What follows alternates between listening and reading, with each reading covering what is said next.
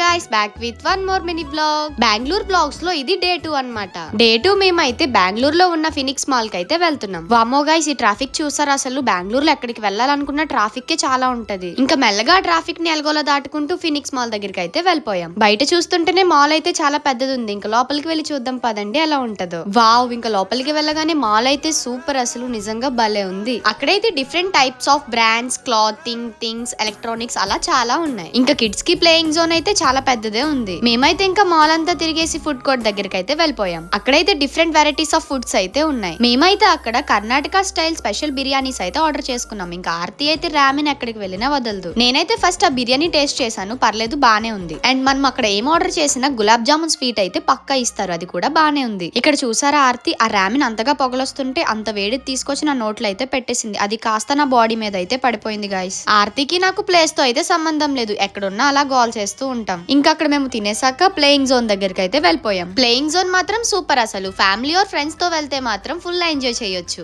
నేను Aarti 5D roller coaster అయితే try చేసాం. నేను అరిచిన అరుపులకి అక్కడ ఉన్న పిల్లలందరూ పరిగెట్టి పారిపోయారు గైస్.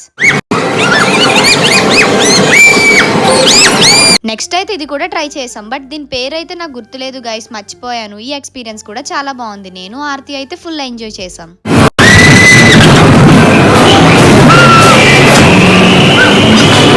నాకైతే అక్కడ ఉన్న ఈ టెడీ బేర్స్ చూస్తుంటే అక్కడ అలా ఉండిపోవాలనిపించింది గైస్. ఇంకా అక్కడ మొత్తం అంతా తిరిగేసి ఎంజాయ్ చేశాక కిందకైతే వచ్చేసాం. ఇంకంతే గైస్, డే 2 అయితే ఇలా ఎండ్ అయిపోయింది. Okay guys, thanks for watching. Next mini vlog తో కలుసుకుందాం. Bye bye. Subscribe to wow Pavani vlogs.